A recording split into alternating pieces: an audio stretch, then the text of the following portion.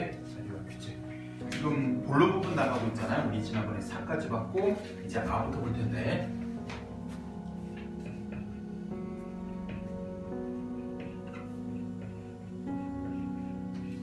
자, 일단 지난 시간 내용 좀 정리를 하면 서론 부분에서 이 사람이 문제를 제기했어. 어떤 문제냐?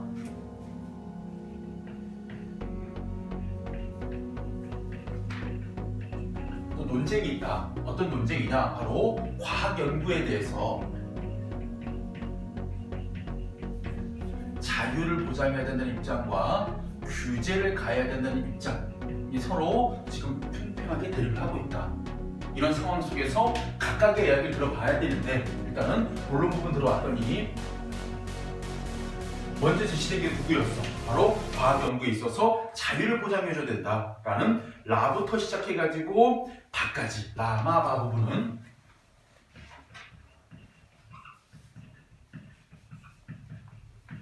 뭐 해야 된다? 자유를 인정해야 된다. 라의 핵심 내용 뭐야? 라의 핵심 내용 바로 전통적 믿음. 그러니까 이 과학자들이 뭐 한 거야? 자신들이 가지고 있는 믿음 속에서 이런 게 있었어. 바로 외부로부터 자유로울 때 진리에 가장 접근할 수 있고 과학은 성격상 사유와 분리된 것이다. 이런 전통적 믿음이 나의 핵심 내용.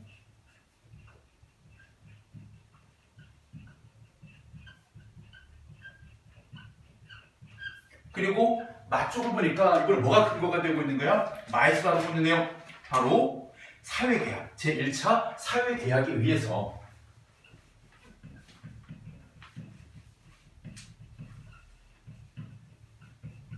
과학은 국가의 기반 산업의 발전에 이바지를 할 수만 있으면 자유롭게 연구할 수 있도록 지원을 받아왔다는 이야기. 그리고 나서 바 부분은 뭐가? 바로 헌법이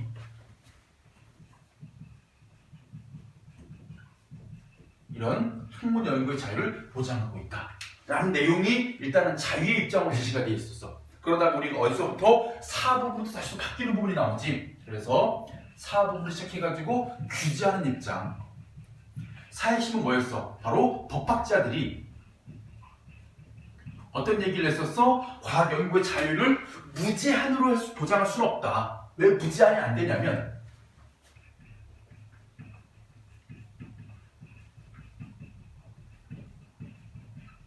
이런 경우에는 과학 연구에 자유를 줄 수가 없는 경우가 있어. 뭐가 있어? 인간에.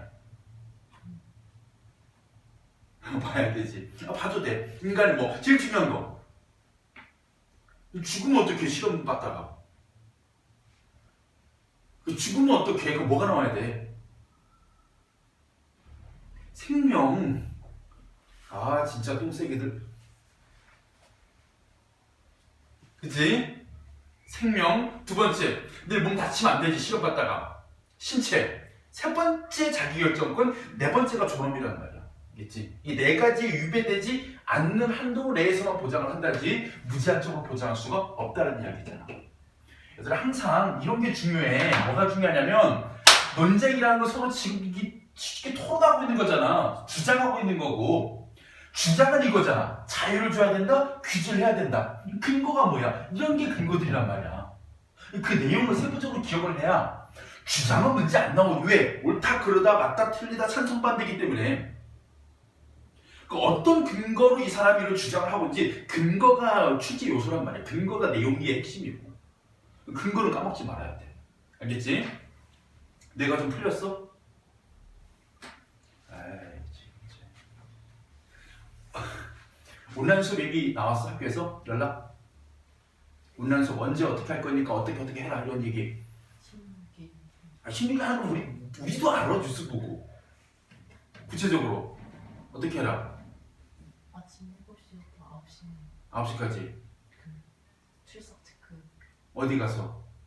리로스쿨 들어가서 하고 그 다음에 거의 학교 시간표랑 거의 동일한 시간표 나왔는데 그 다음에 뭐? 어떻게 하면 된대? 그냥 뭘 들으래? 학교마다 달라서 저희 학교는 공부가 쓰레기네. 아직도 얘기가 안 나왔다고? 16일 거를?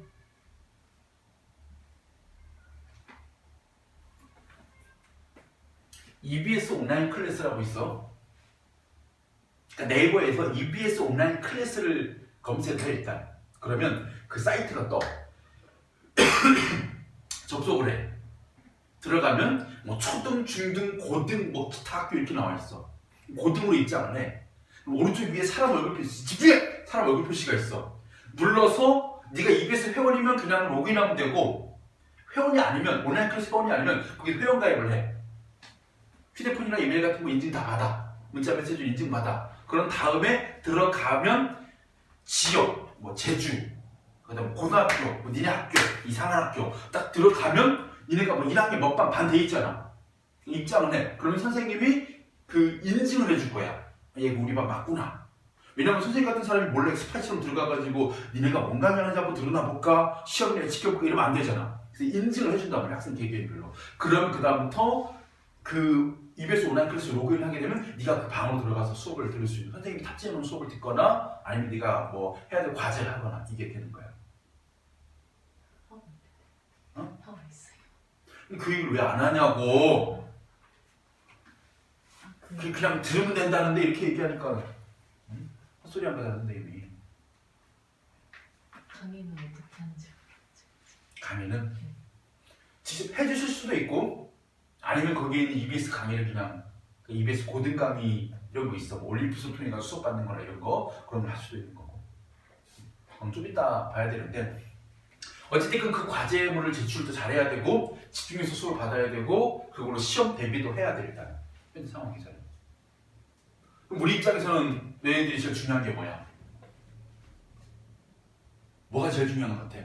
비애야 나영아. 니네가 해야 되는 중에 제일 중요한 일. 수업 잘 받는다? 곰곰이 생각을 해봐. 이걸 해줘야 되는 게 하나 있어. 뭐 녹화를 해. 네 휴대폰 용량 그렇게 뭐 녹화까지는 아니고 뭘 해야 될 것 같아? 눈치 챈 것 같아 지금. 어떤 수업을 받고 있는지. 그러니까 이게 우리가 지금 우리의 교과서 진도의 수업을 받고 있는지 아니면 전혀 다른, 그러니까 쉽게 얘기하면 공통적인 문학 이론이라든가 문법 이론 이런 수업을 받고 있는지 그 뭐 예를 들면 뭐 교재는 뭐고 수업의 뭐 커리큘럼은 뭐고 이런 얘기를 해줘야 돼. 만약에 니네 수업 그렇게 나가고 시험 범위 그렇게 나가는데 우리는 우리 길 가버리면 허탕치는 거잖아. 안 그래? 무슨 말인지 알겠지? 그래서 4월 16일에 계약을 하면 들으면서 선생님 계획이 나올 거야. 뭐 수업 어떻게 진행되고 어떤 내용의 수업을 하고 있고 교재는 뭐고 딱 나온 순간 선생님에게 얘기를 해줘야 선생님이 그에 따라 대응을 해줄 수 있어 너희들한테. 무슨 말인지 이해돼? 네가 알아내세요 하면 안 돼. 알겠지? 왜? 맞는 거 같지 않아? 그치? 이런 거 얘기 안 해줘. 잘 듣고 있어? 네. 뭐 듣고 있어? 그냥 듣고 있어요. 해버리면 나는 그냥 아 우리가 하고 있는 거 하나 보다 라고 착각할 수도 있잖아. 그치? 자 계속 가보자. 아 부분. 아 부분이지 아 부분. 서있어 오빠 내가 어디 아 부분. 자 20대기 중반을 지나면서 이성과 진보의 화신이라고 믿었던 과학이, 자 과학 지금 내용 하고 있는 거야. 과학이 20세기 중반 이후에 사람들의 인식이 바뀐 거야. 그 전까지는 뭐라고 생각했어? 이성과 진보의 화신이다.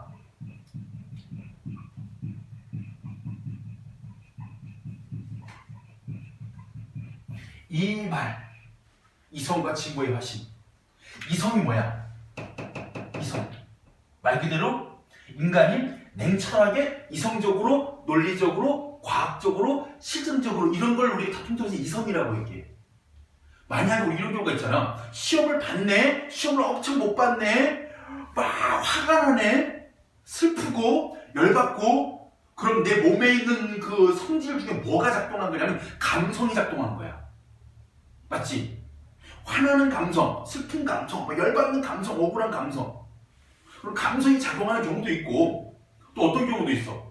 내가 이 시험을 못 봤는데 곰곰이 들여다보니까 틀린 문제들이 이런 문제를 틀리고 있었구나. 이 부분은 내가 수업 시간에 선생님의 설명을 잘 적지 않아서 발생한 문제구나. 다음 시험에는 수업 시간에 이런 내용 잘 적어야 되겠구나. 이런 이성이 작동한 거잖아. 우리가 보통 이런 경우 있었잖아. 옛날에, 요즘도 그런 분 계시는데 좀 샤머니즘 같은 거, 미신 같은 거, 그런 거 없어? 경험하는 거?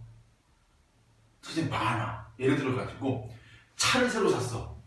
그러면 이 새 차 바퀴에다 대고 막걸리 뿌리고 고사 지낸다고? 또는 심지어는 뭐 하냐면 신발을 갖다가 차 바퀴에 깔고 왔다 갔다 하는 거야. 뭔 짓인가? 그래야 사고가 안 나는데. 이게 이성적이야? 좀 더 나가보자. 과학적이야? 아니지. 그래서 그런 미신의 시대, 그런 신적인 시대, 혹은 인간의 감수성의 시대에 과학은 정신 똑바로 차려. 세상은 논리적인 거고 합리적인 거야 를 알려준 게 과학이었거든.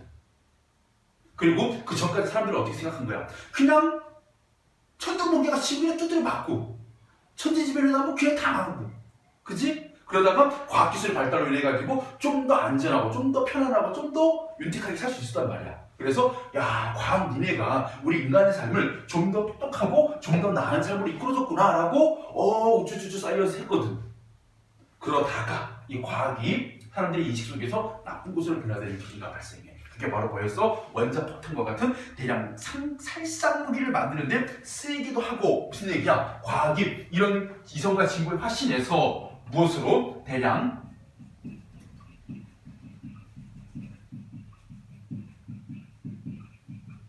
살상무기. 살상이 뭐야? 살 죽이거나 상 다치게 하는, 그지? 살상무기를 만들거나 또는 인간소의 환경 파괴의 주범이 되기도 했다.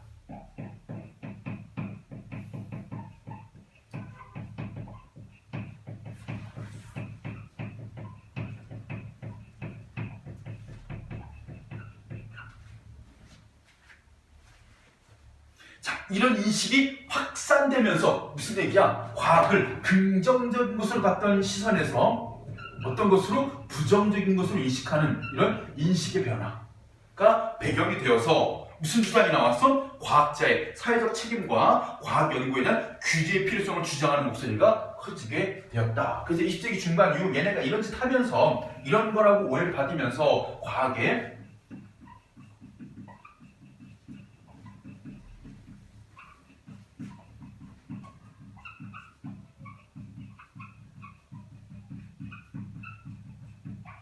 연구에 규제가 필요함을, 규제의 필요성이 대두되게 되었다. 이러한 목소리는 언제부터? 1980년대 이후 과학과 사회 사이에 제2차 사회개혁이 맺어지면서 더 커졌다. 그러면 여기서 또 뭐가 나온 거야? 제2차 사회개혁의 개념이 나온 거지.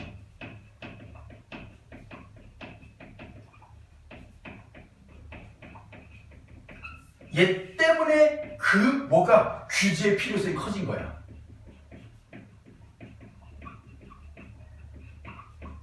얘 때문에. 참고로 제1차 사회개혁은 뭐였냐면 과학이 국가의 어떤 농업이나 의료나 무기 같은 것을 발전시켜줄 수만 있으면 우린 너희들에게 그냥 통지 없는 지원을 해줄게. 그러니까 1차 사회개혁이었잖아. 그럼 다음에 한 번 더 계약을 맺어. 과학과 사회 간에. 쉽게 말하면 사회적인 정치 권력 간의 어떤 계약이겠지. 이게 어떤 내용이냐면 자잘하게 나와 있어. 제2차 사회개혁. 바로 산학협동이라고 하는 과학의 산업화와 상품화가 가속되는 경향이다. 얘는 뭐구나? 바로 산학협동이며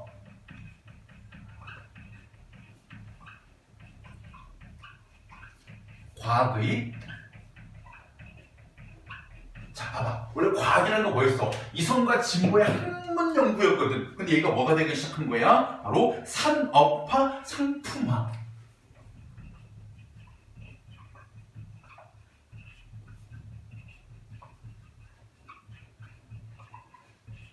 를 가속시켰다.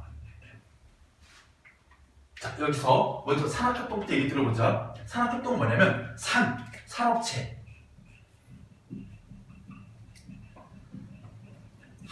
학문 연구. 서로 어떤 관계? 협동 관계를 맺는 거야. 이게 제2차 사회개혁의 핵심이지.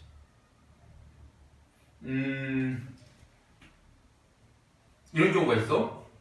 특정 기업체에서 자기 기업의 주요 부분에 필요한 인재를 양성하기 위해서 특정 대학의 특정 학과와 산업협동을 맺는 거야. 그래가지고 우리가 너희들에게 장학금을 많이 줄게. 장학금 많이 주면서 너희들 공부 도움 줄 테니까 연구도 많이 해. 그런 다음에 니네가 결과물을 내잖아. 그럼 우리 기업에게 주는 거야. 연구 결과물을. 혹은 니네가 좋은 인재가 졸업하잖아. 우리 회사로 오는 거야. 경쟁사 가지 말고. 이런 식으로 계약을 맺는 거야. 무슨 말인지 이해됐지?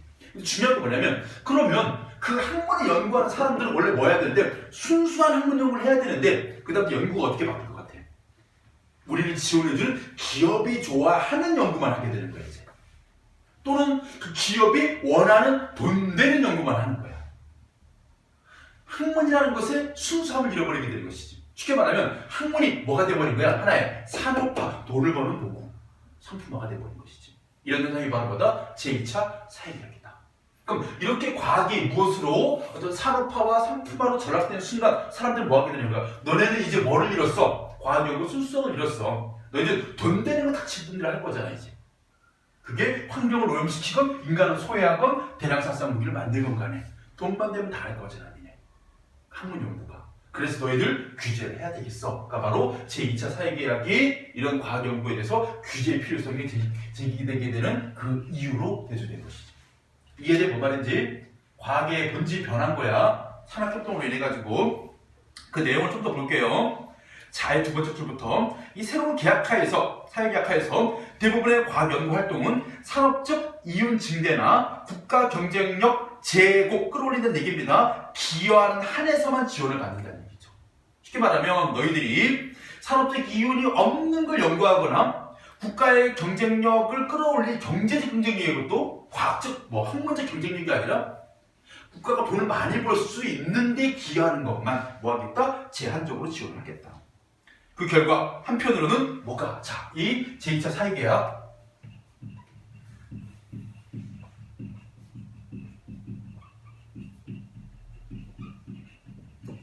자, 조건입니다. 아까 금방 얘기했던 거지? 산업적 이윤 증대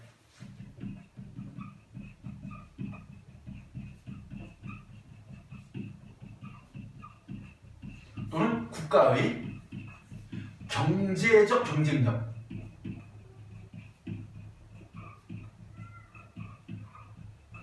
제고 이런 데 한해서만 지원을 하는 것이기 때문에 어떤 일이 벌어지는 거냐? 바로 연구 비밀주의 그 결과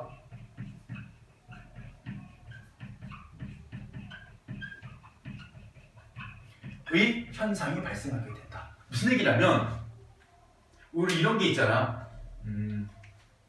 영업비밀 같은 거. 넓은 의미에서 영업비밀이고 그 기업만이 가지고 있는 어떤 독자적인 기술력 같은 게 있을 거란 말이야. 만약에 우리가 이걸 이렇게 생각해보자. 호떡집이야. A 호떡집과 B 호떡집이 있어. 둘 다 경제 호떡집이야. 그런데 A 호떡집 같은 경우에는 씨앗 호떡이고 B 호떡집 같은 경우에는 꿀 호떡이야. 각자 취향대로 많이 팔리긴 해. 그런데 이 사람들이 어떻게 다 만든 호떡 속에 씨앗을 넣는지 그 비밀이 있고 이 사람들 같은 경우에는 그 꿀을 어떻게 하면 밖으로 새지 않게 잘 만드는지 비법들이 그 가게마다 다 존재하고 있었어. 알겠지? 그런데 중요한 건 뭐냐면 이 호떡들을 더 업그레이드 시키기 해가지고 막 대학에 지원을 해서 이 후진들을 양성시켰단 말이야. 막 식품 영양학과, 호텔 전략과 애들에게. 그러고 나서 그 애들에게 야, 어떻게 하면 더 우리의 그 호떡을 더 맛있게 만들 수 있겠니? 라고 물어봤더니 애들이 이렇게 하면 더 좋을 것 같습니다. 그래? 절대로 다른 애들에게는 다른 호떡집이 알게는 하면 안 돼. 조용히 비밀 연구해야 돼. 왜? 우리만의 비밀이기 때문에. 그리고 이것을 통해서 우리 기업만, 우리 국가만 이윤을 얻어야 되기 때문에 꼭 비밀리에 이런 연구 비밀주의가 커지게 된 것이죠. 그 전까지는 이윤이라든가 경제적인 경쟁력과 큰 연관성이 있는 과학 연구였기 때문에 그 전까지 과학은 뭐였냐면 수많은 세미나와 어떤 이론 공유와 연구 결과물을 전 세계적으로 서로 학문을 하는 사람끼리 서로 주고받았던 그런 되게 아름다운 때였거든. 그러면서 수많은 사람들이 이성과 진보의 영향을 받기도 했고 그러다가 어느 순간부터 뭐 하게 된 거야? 이게 다 돈이래 이게. 이게 다 영업 비밀이래. 그러니까 우리가 남에게 이런 좋은 걸 줄 수가 없잖아. 우리 그런 경우 있잖아. 시험 공부할 때, 그치? 막 정리를 해. 정리하다 보니까 이거는 진짜 내가 봐도 시험 나올 것 같아.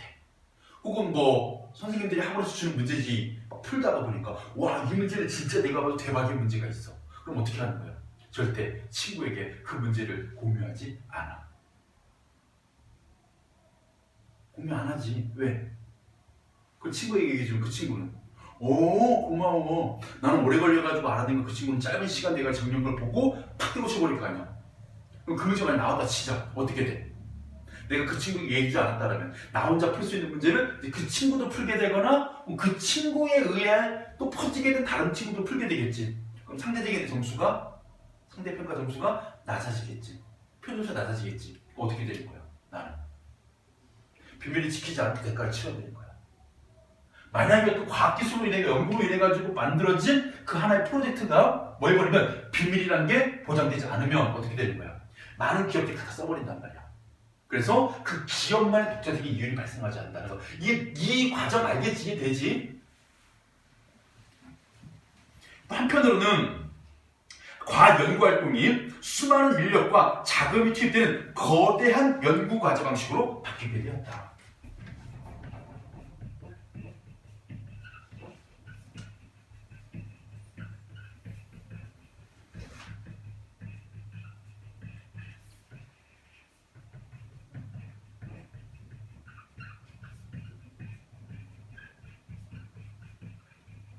수많은 자금과 인력을 투자해가지고 거대한 연구를 해내는 거야. 예를 들어가지고 우리가 새로운 어떤 자동차를 개발한다라든가 혹은 새로운 형식의 기술을 개발할 때 많은 인력을 투자하고 많은 자금을 투자해가지고 이거 성공해내라 라고 지원해주는 거란 말이야.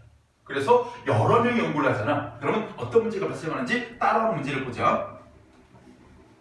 그에 따라 개별 과학자들은 복잡하고 거대한 연구 과정 속에서 극히 일부분만 담당하게 되어서 전체 연구 내용을 파악하고 자주적으로 통제할 수 있는 여지가 사라지게 되었다. 무슨 얘기야? 많은 인력이 투입되는 연구다 보니까 개별 과학자들,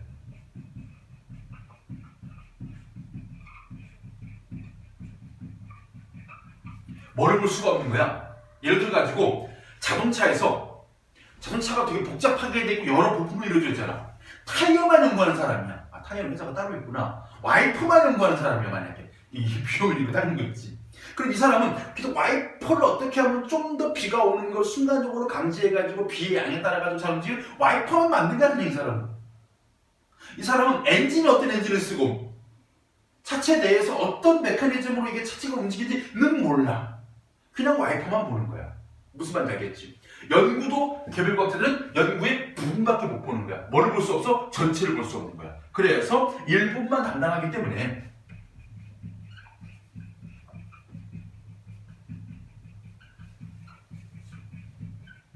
뭐를 할 수가 없다? 전체 연구 내용은 알 수가 없다.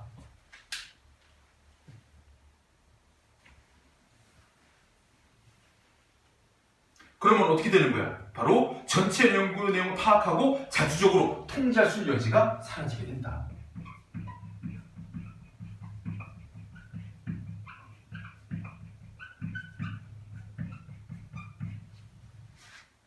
만약에 이 과학자라는 사람이 연구 전체 내용을 알고 있으면 결국 이 연구가 이런 결과를 낳는 연구다 하면 이 과학자는 뭐 할 거야? 안 하지. 이거는 잘못됐다. 비윤리적이다. 내가 만들고 있는 이 물건이 환경을 파괴한다면, 내가 만들고 있는 이 물건이 인간을 손해시킨다면, 내가 만들고 있는 이 물건이 사람들을 죽인다면, 만약 알고 있다면 개별 과학자들이 이 연구 통제할 거 아니야. 안 하려고. 근데 이 과학자는 어떻게 된다고? 거대한 연구 과제 방식이 일부러 존재하기 때문에 전체적으로 연구가 어떤 목적을 지니는지 모르게 된다는 얘기야. 알겠지? 그래서 뭐 할 수가 없다? 통제를 못 한다는 얘기예요. 알겠죠? 참고로 우리 이쪽 부분 있잖아. 개별 과학자들은 극히 일부분만 담당하기 때문에 전체 연구 내용을 알 수가 없다라는 것을 연관 지을 수 있는 속담 하나가 있어. 써두자.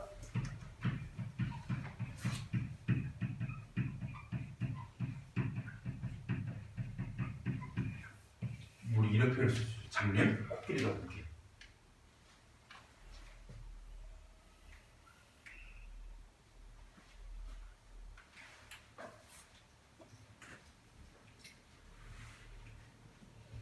어떤 의미일까? 장님이 코끼리를 더듬는 것.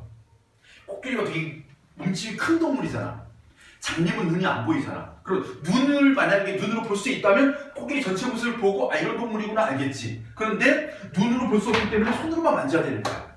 그러니까 만질 수 있는 이 팔의 길이도 한계가 있고 그러다 보니까 일부만 만진 거야. 그래서 어떤 장님은 코를 만지고 아 얘는 뱀이구나. 어떤 장님은 다리를 만지고 아 얘는 통나무구나. 어떤 장님은 귀를 만지고 얘는 넓은 부채. 이런 식으로 부분만 보고 전체가 어떤 모양인지를 모르는 그런 장님이 코끼리를 더듬는 것처럼 과학자들은 일부만 담당하기 때문에 전체적으로 연구가 어떤 결과를 나갈지는 모르게 된다. 그러므로 통제할 수 없다.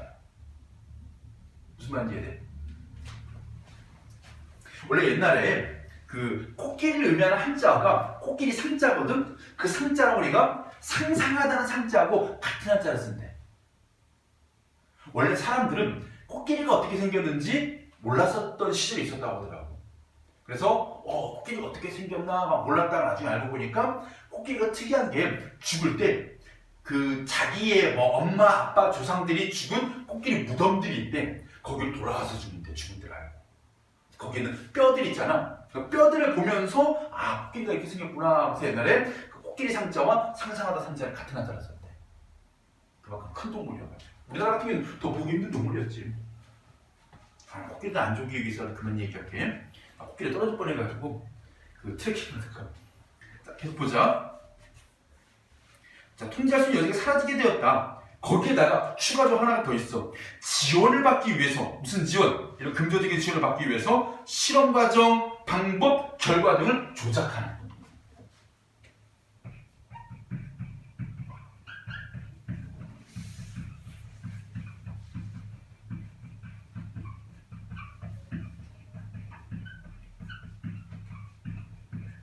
어떤 행동? 비윤리적인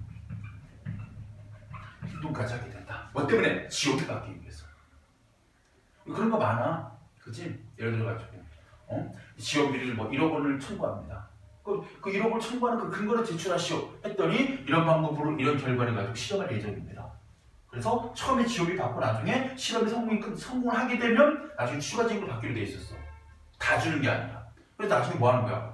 나머지 지원금도 받고 싶어. 성공하지 않은 실험인데 성공한 실험처럼 조작해가지고 제출할 수 있는 거야. 왜? 그 분야는 되게 전문적인 분야잖아.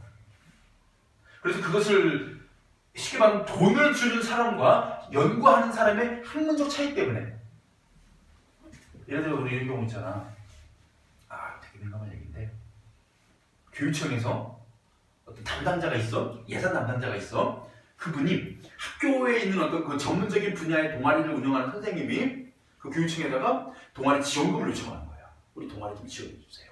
그래서 지원 근거가 뭡니까? 우리 동아리는 제주의 어떤 그 해양 생태의 오염을 방지하고 제주도에 있는 해양 생물을 가지고 어떤 긍정적인 자원 쉽게 말하면 경제적 이윤을 창출할 수 있는 연구를 할 계획입니다.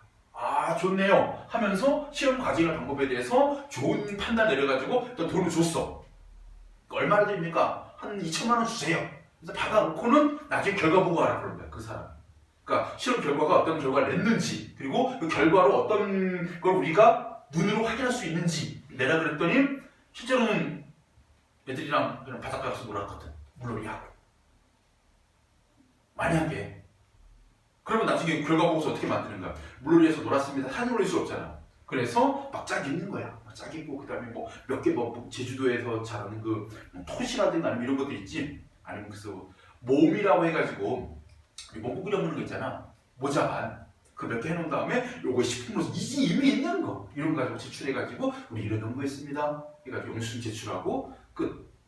그 담당자는 특히 전문적인 분야니까 예산을 주는 이런 공무원 같은 사람들은 물론 그분들이 좀 무식하다 이런 게 아니고 너무 세부적이고 전문적인 분야에 대해서는 조작을 하거나 이런 속이는 일이 있어도 모르는 경우가 많단 말이야.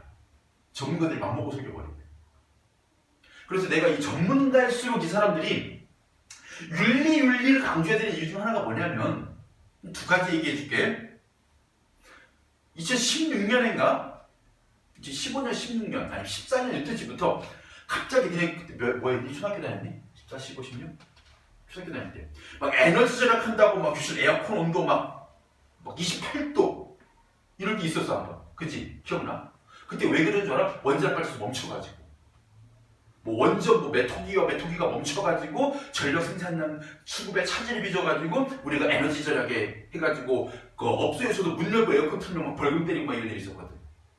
그때 왜 원자력 발전소 멈춘 줄 알아?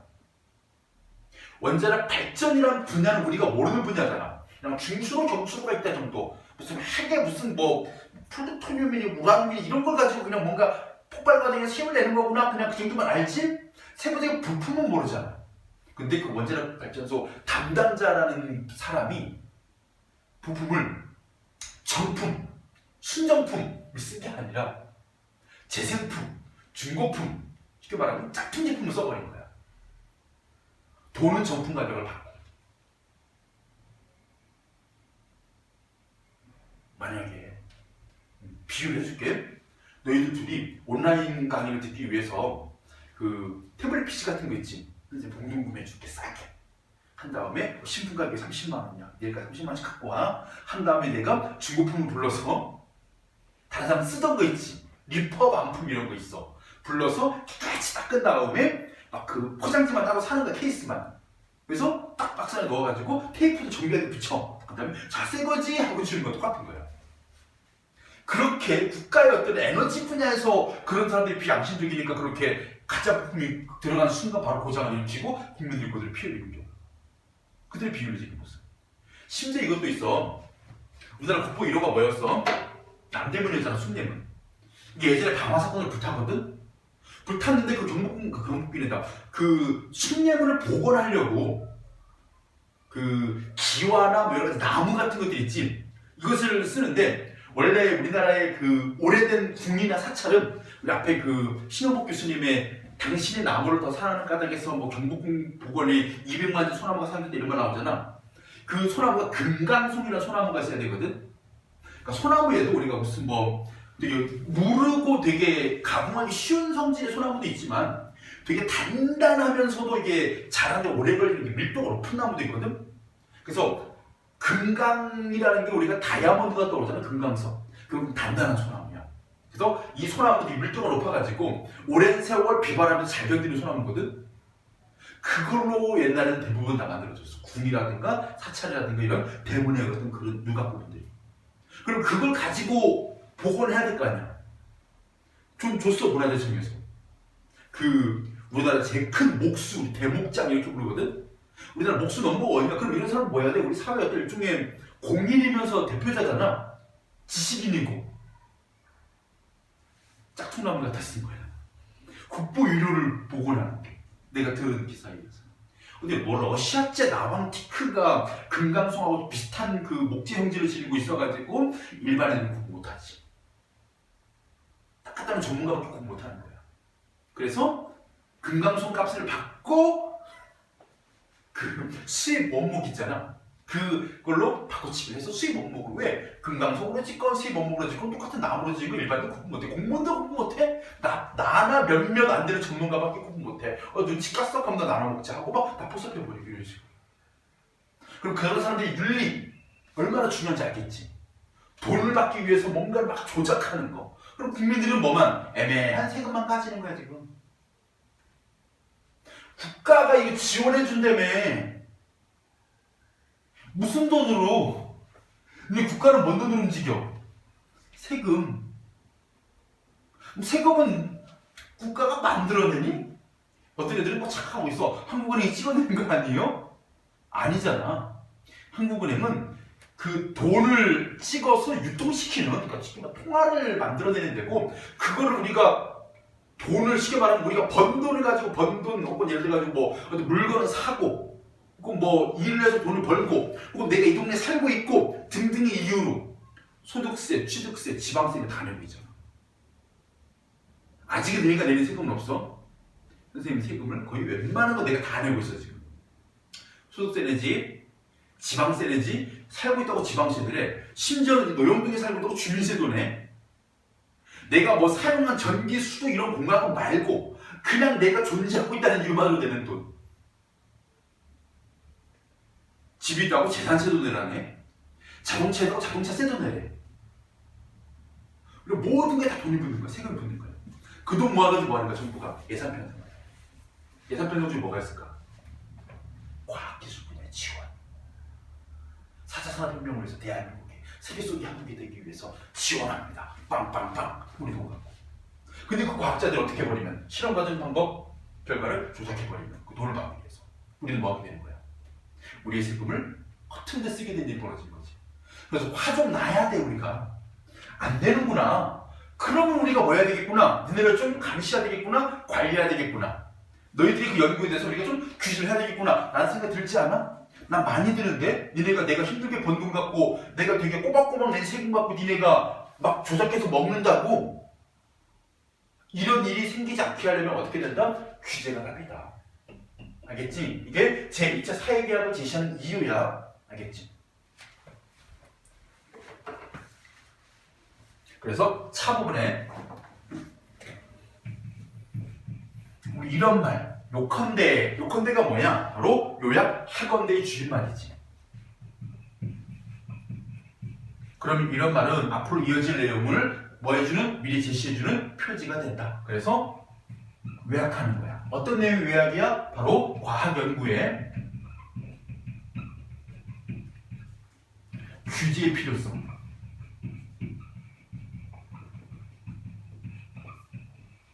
에 대해서 요약을 할 것이구나. 이 제2차 사회계약은 대부분의 과학 연구 활동을 더 이상 객관적인 진리만을 탐구하는 순수한 학술 활동에 머무르지 않게 만들었다. 어떻게 만들었냐? 20세기 중반까지 널리 퍼져 있던 과학 연구의 자유가 절대적으로 보장되어야 되는 담론까지 퇴조하게 된 일이 벌어지게 됩니다. 자, 일단 요약의 내용. 첫 번째, 과학 연구가 더 이상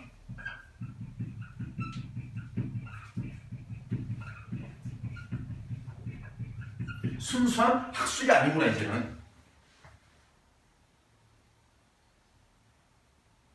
그러면 순수한 학술이 아니면 우리가 뭐 할 수밖에 없어. 너희들 과학 연구에 자유를 절대적으로 보장해 줄 수 없네. 이런 결과가 발생하게 된 것이지. 이렇게 생각해보면 돼. 지난 시간에 얘기했던 것처럼 엄마 아빠가 네가 하고 싶은 분야에 대해서 열심히 노력하고 네 미래를 네가 스스로 결정해서 마음껏 준비해봐. 엄마 아빠가 돈은 마음껏 줄게 했었어. 근데 어느 날 애가 갑자기 공부 쪽보다는 다른 쪽으로 돈을 쓰기 시작한 거야. 왜냐면 뭐 물건들이 막 들어가. 딱 보니까 막 벽에 막 사진이 붙어있고 막 굿즈가 막 있고 그건 뭐야? 아, 이거 이번에 누구 오빠 생일이었는데 그때 이게 팬들이 기념으로 해가지고 뭐 그 발매한 걸 내가 좀 이렇게 프리미엄 먼저가 좀 구한 거야. 얘 누구야? 아, 얘가 그 귀라고? 얘 누구야? 이러면서 막 나오기 시작하는 거야. 그럼 얘가 엄마 잘하네? 정국이라고 이런 식으로 막 샀어. 그런 쪽에. 그럼 이거는 뭐야? 콘서트 갔다 온 티켓이야. 아, 얼마짜리야? 이거 얼마 안에 한 70만 원? 이렇게 막 했다고 치자. 얘가 지금 순수한 공부에 이 돈을 투자하지 않고 자기 개인적인 어떤 그거에 썼다고 치자. 그럼 어떻게 돼? 너 줄여야 되겠다. 씀씀이 줄여야 되겠다. 쉽게 말하면 엄마가 너한테 준 용돈을 줄여야 되겠다. 이런 말이 나올 수밖에 없는 거야. 왜? 너 이상한 데 쓰고 있거든. 본래 내가 돈을 주는 목적에서 벗어나고 있거든. 너 지금. 그래서 뭐 하겠다? 자유를 보장하지 않겠다. 라는 말이 나오게 되는 것이죠. 그리고 과학연구의 자유가 중요하긴 하지만 과학연구도 경우에 따라서는 규제되어야 하며 이 경우에 따라서 어떤 경우일까?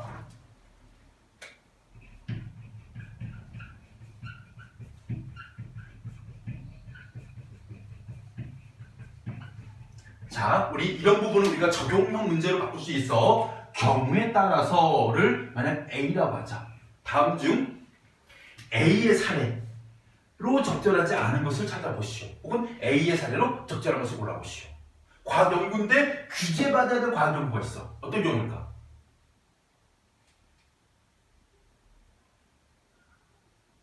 지었던 경우.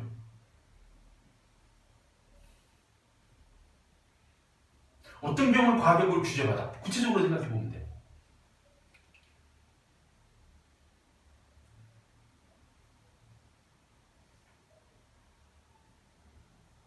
또 대답 못하면 나오면 집에 전화로 너 암이 탈퇴야. 빨리. 뭐야? 나이한테 기회줘서 나이가 대답하고 너 대답 못하면 아웃이야. 알겠지? 내가 회원 탈퇴시켜줄게. 너 농담이고. 뭐야? 어떤 경우 과학연구고 규제시켜? 그 연구 결과가 어떤 일이 출현했을 경우에 문제, 어떤 문제? 구체적으로 어? 뭔 사회? 5회, 6회, 7회, 8회? 뭐 구체적으로 어떤 문제를 일으킬 경우 연구 결과가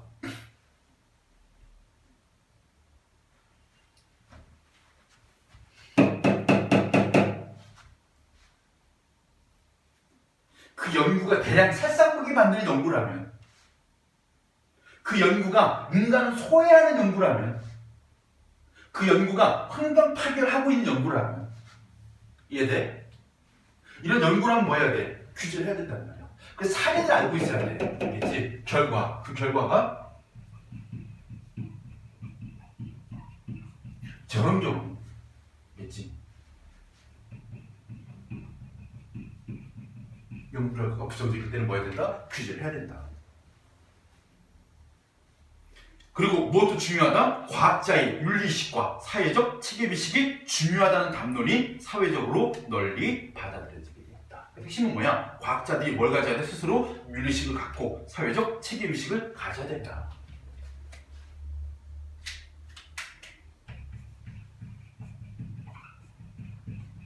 과학자가 윤리의식과 책임의식을 가져야 된다. 왜? 문제 중 하나가 이거였잖아. 돈을 받기 위해서 뭐하는 실험 과정 방법 결과를 조작하는 비윤리적인 일들이 벌어지는 문제, 또는 그 연구 결과가 우리 사회에 부정적인 결과를 낳음에도 불구하고 무책임하게 연구하는 때 전부 다 이것들만 있었다면 이런 일이 벌어지지 않을 수 있거든. 이해돼? 그래서 과학자들이 요구되는 게 두 가지가 뭐야? 윤리의식과 책임의식을 요구받는다. 됐지? 그러면 여기까지 뭐에 대한 얘기야? 아부터 사부터 좀 많네. 이 네 가지는 전부 다 뭐의 입장? 규제의 입장인 거야. 알겠지? 그러면 아에서의 근거는 뭐야? 아에서의 근거. 바로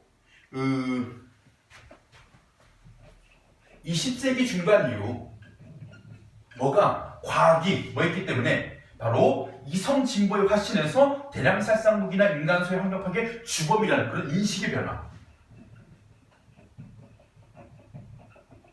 근거로, 그리고 자부분에서는 뭐가 제2차 사회계약이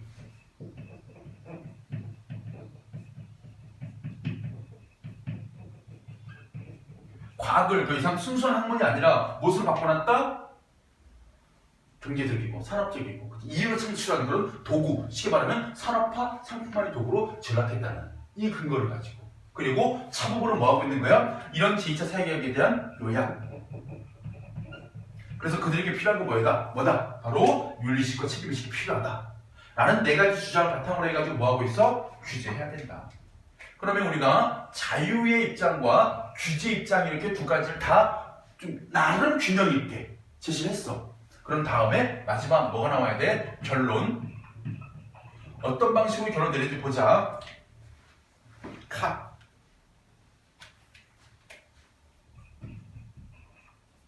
결론 카.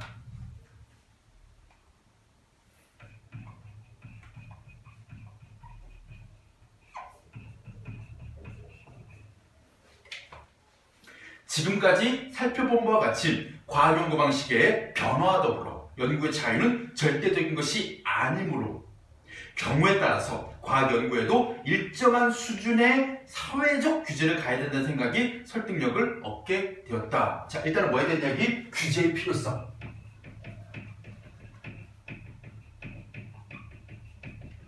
이 설득력을 얻게 되었다 라는 입장. 그러나 외부의 부적절한 간섭을 받지 않고 연구를 수행할 자유 역시 매우 중요하게 추구해야 될 기본권이자 가치라는 점도 간과해서는 안 된다.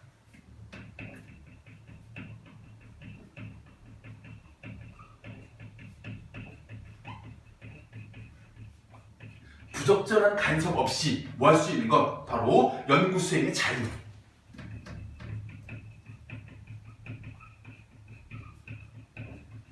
이것도 하나의 기본권이기 때문에 이것도 중요하다.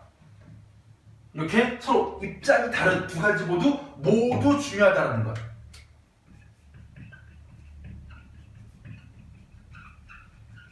그런 입장에 따라서 어떻게 해야 돼? 과학연구의 절대적인 자유냐 규제냐 하는 자유냐 규제냐 자유냐 하는 뭐야? 이분법적. 이분법적이 뭐야? 둘로 딱 나눠가지고 너 우리 편이냐 아니야? 우리 편이냐고 아니냐고. 니네 편 맞아? 그럼 들어와. 그러니까 내가 니네 편이라고 해서 너 저기구나 써 이렇게 되는 거지. 무조건 둘로 나누는 거. 쉽게 얘기하면 이거야. 규제야? 아니면 자유야? 골라야 돼. 둘 중에 하나.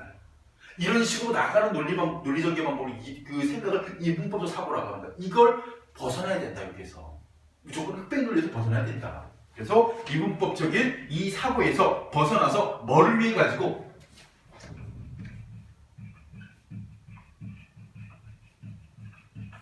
여기로 나가야 된다. 바로 공동선 추구.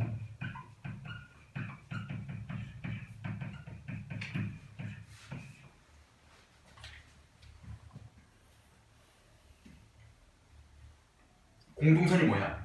개인을 위한 것이 아니라 국가, 사회, 인류를 위한 선.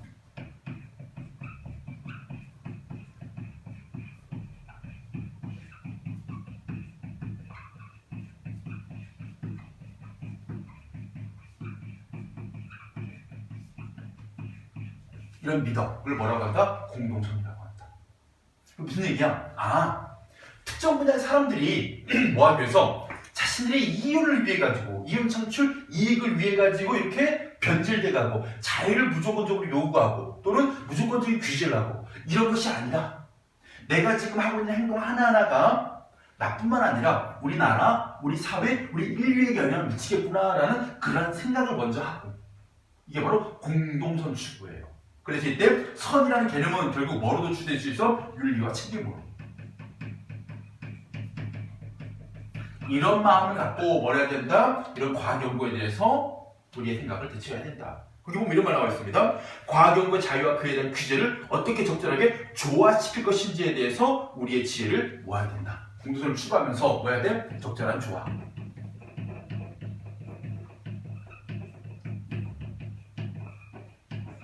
이걸 추구해야 된다. 됐어? 그리고 일단 이게 이분의 생각이야. 그럼 우리가 여기다 대고 뭐 할 수 있는 거야? 좀 추가할 수 있는 내용이 있지.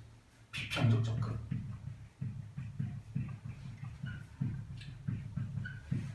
일단 이분이 제시하고 있는 방법.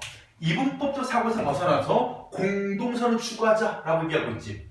그리고 적절한 조화를 이루자라고 얘기하고 있지. 그러면 이 사람의 답변, 쉽게 말하면 해결책.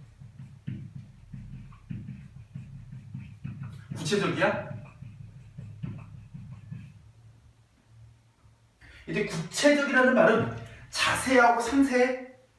아니지. 그냥 솔직히 좀 약간 두루뭉술한 표현이잖아. 그냥 너 개인만 생각하지 말고 인류를 위해서 조금은 우리가 착한 마음을 가져야 되지 않을까? 그리고 무조건 나누지 말고 어떻게 조화를 해보자.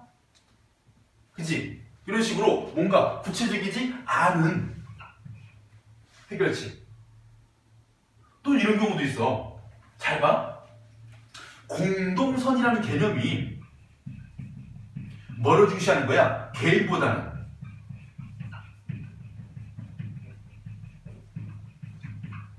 전체 또는 집단을 중시하는 거잖아. 이게 지나치면 뭐가 되는 줄 알아? 뭐가 되는 거야? 공산주의일 수도 있고 사회주의일 수도 있고 또 이런 것도 될 수 있잖아. 전체를 위해서 개인의 희생 가능할 수도 있는 거야. 맞지? 그러니까 한 개인 인간의 존엄성이 사라질 수 있는 거. 오히려 이런 공동선을 지나치게 추구하다 보면 일종의 전치주의 같은 거 있지. 사회를 위한 개인의 희생. 또 있어. 적절한 조화? 선생님이 해주고 얘기는 뭐냐면 우리 한번 신나게 까보자 이게 아니라 만약 이 글에 대해서 학생들이 자유롭게 토론을 나눈다고 할 때 이런 얘기를 할 수도 있다는 것을 지금 우리가 한번 같이 공부해보는 거야. 조화라는 거야. 만약에 이게 서로 지금 정반대 배치되는 상황이잖아. 만약 물과 기름이라고 해보자. 물의 성질과 기름의 성질이라고 생각해봐. 저는 다른 성질이야. 그치? 물과 기름 섞으면 어떻게 돼? 물로도 못 쓰고 기름도 못 써. 그러니까 조화를 할 수 있는 게 있고 할 수 없는 게 있단 말이야. 알겠지? 그러니까 쉽게 말하면 무조건적인 조화 이것만이 답은 아니라는 얘기야. 때로는 뭐 해야 돼? 계속 뭐 해야 돼? 토론, 논쟁의 과정을 거침으로 인해 가지고 사람들이 이 문제에 대해서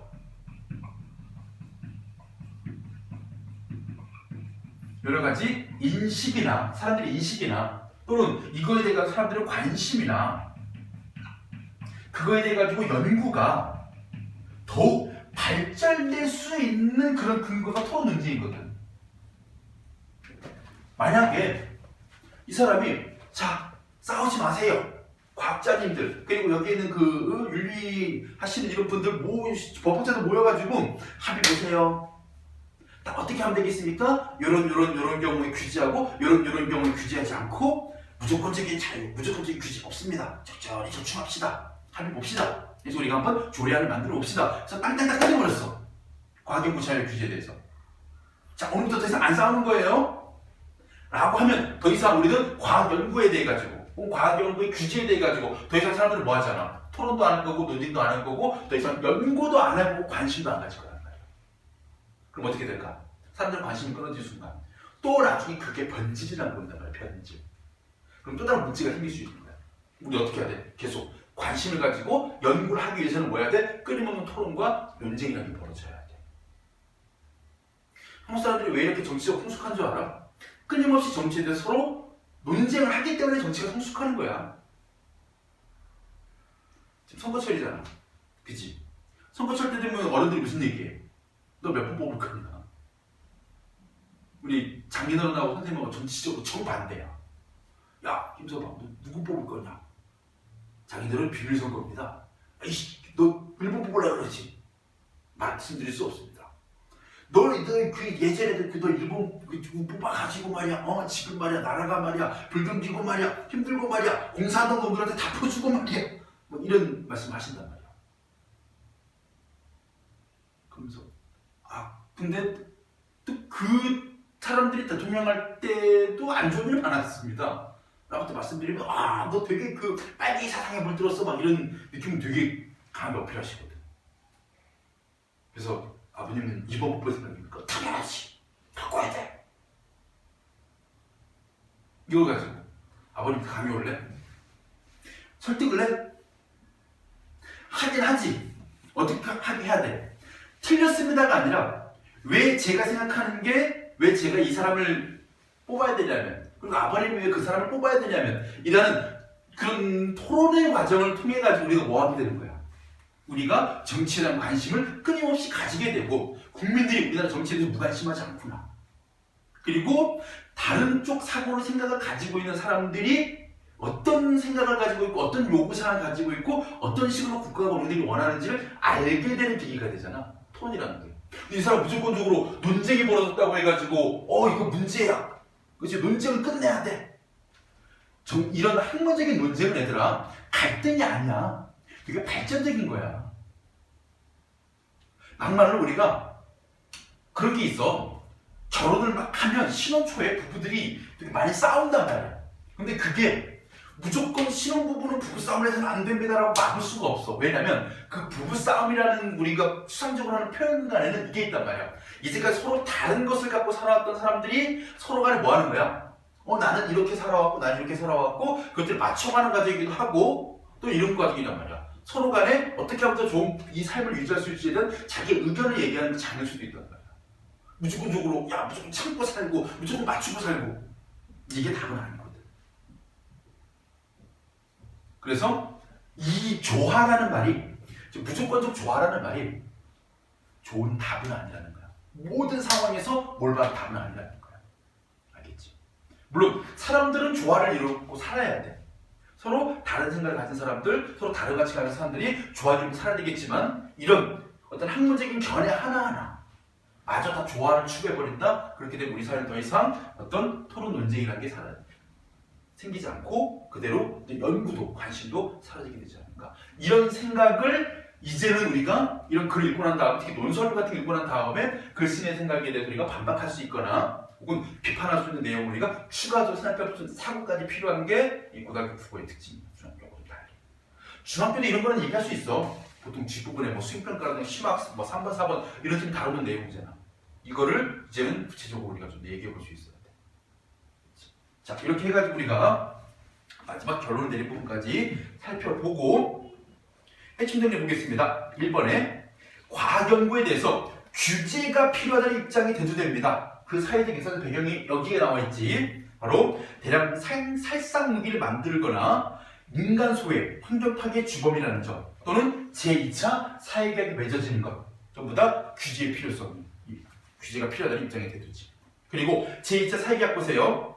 산업협동이다. 상품화와 가속화되는 경향, 거기다가 과학연구활동이 산업적 이윤 증대, 국가 경제적 경쟁력 제고에 기여하는 한해서만 지원을 받는 거야. 쉽게 말하면 돈 안 되는 거 지원 못 받았지. 그러다 보니까 어떤 경우가 생기게 돼? 연구 비밀주의가 커졌다. 그리고 어떤 일이 생기게 되었다? 거대 연구 방식으로. 거대 연구 방식이다 보니까 뭐 하게 되는 거야? 이 개별 과학자들이 일부만 담당하다 보니까 전체 연구 내용을 모르고 자주 통제가 불가능해지게 됐고 또는 지원을 받기 위해서라면 조작이라는 비윤리적인 행동도 나타나게 됐다. 그래서 그들에게 뭐 해야 된다? 윤리의식과 사회적인 책임의식을 요구해야 된다. 라는 결론이 나오게 된 것이죠. 이것만은 꼭입니다. 제2차 사회계약으로 과학자의 사회적 책임 강화의 필요성을 주장하는 목소리가 커졌다. 이로 인해 가지고 과학자들의 무엇을 주장하는 것? 사회적 책임의식의 강화 나왔지. 오. 그리고 제2차 사회계약은 과학의 산업화와 상품화가 가속화되는 경향을 의미한다. 3번입니다. 제2차 사회계약으로 인해서 뭐가 됐어? 거대한 연구과제 방식으로 과학이 바뀌었어. 그러면 어떤 일이 벌어지게 된 거야? 개별 과학자들이 전체 연구를 파악하고 자주적으로 뭐하기 어려워진다? 통제하기가 어려워진다. 통제.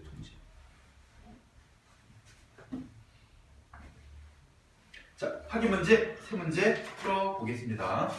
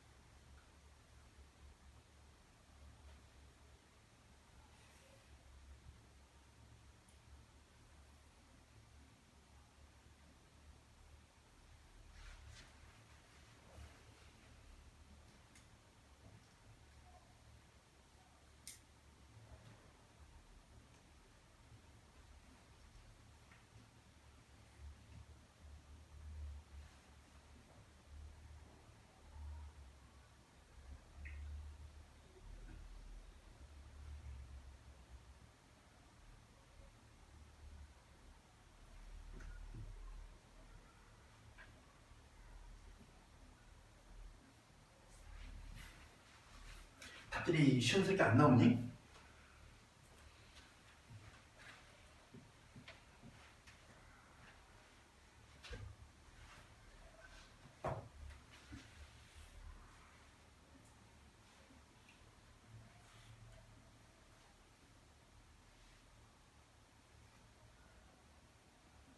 읽어봐봐.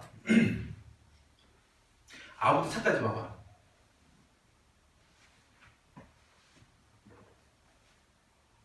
아의 세 번째 줄 봐봐. 이런 인식이 확산되면서 봤지? 또 내려와봐. 자의 세 번째 줄 끝에 그 결과 찾았어? 또 두 줄 내려와봐. 그에 따라 찾았어? 차의 두 번째 줄에 그 결과 찾았어? 자, 힌트 다 줬지? 내용주기 방식이 어때? 원인과 결과, 인과 과정에 따라서 인과중심으로 통해서 변화 양상을 드러내고 있다. 무슨 얘기야? 과학에 대한 인식의 변화 또는 제2차 사회계약으로 인해서 과학이 연구가 변화되고 있는 모습, 그 결과 어떤 일이 벌어지게 되었다. 인과관계가 핵심. 알겠지? 꼭 기억해야 돼. 그러니까 직접 안 나오니까 되게 애매했을 텐데 인과관계야. 내부종교 방식. 인과관계. 1번이고 2번은 이런 때 우리가 연습을 해야 되는 게 뭐냐면 어느 입장인가를 구분하면 되는 거잖아. 지금 이 글 전체가 자유 규제잖아. 그럼 하나는 자유일 것이고 하나는 규제일 것이다 할 때 그 자유하면 나오는 말 있잖아. 마음대로 하고 싶은 대로 원하는 대로. 규제하면 나오는 게 있잖아. 제한, 금지, 통제 이런 말 나올 거 아니야? 그럼 가에서 핵심적인 말은 뭐야? 생명윤리 및 안전에 관한 법률 같은 경우도 헌법도 아닌 법률이 나오잖아. 근데 거기 핵심 뭐야? 마지막에 임상시험을 제한할 수 있다. 그럼 가는 A는 규제 입장이야. 규제 입장. B는 뭐야? 노벨상을 어떤 사람들이 노벨상을 많이 받았냐면 연구 주제나 방법을 국가가 제한하지 않는 사람. 하고 싶은 연구를 마음껏 한 사람들이 노벨상 많이 받았다야. 그러면 물론 노벨상이 무조건 짝먹는 건 아니지만 그래도 노벨상을 받으려면 어떻게 해줘야 돼? 과학 연구에 국가가 규제하는 건 좋지 않아. 연구 주제를 개인이 자율적으로 정하는 게 좋겠어. 자유의 입장이란 말이야. 그러면 A를 규제, B를 자유 입장을 봤을 때 1번에 A가 규제인데 규제했는데 뭔 비밀주의 확대에 연구 비밀주의는 뭐야? 자유를 줬을 때 생긴 악영향이거든. 그럼 1번에 답이 돼야 되지. 됐지? 한 번에 제2차 사회계약으로 나타난 과학 연구의 경향이 연구의 자유에 대한 사회적 인식의 변화. 그럼 어떤 인식이 변화된 거야? 과학 연구의 자유가 절대적으로 보장되어야 되는 담론이 퇴조하도록 하였다. 여기지.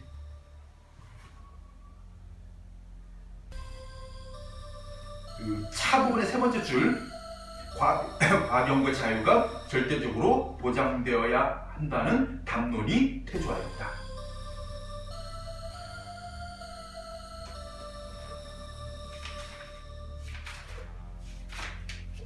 이런 내용을 쓰면 돼.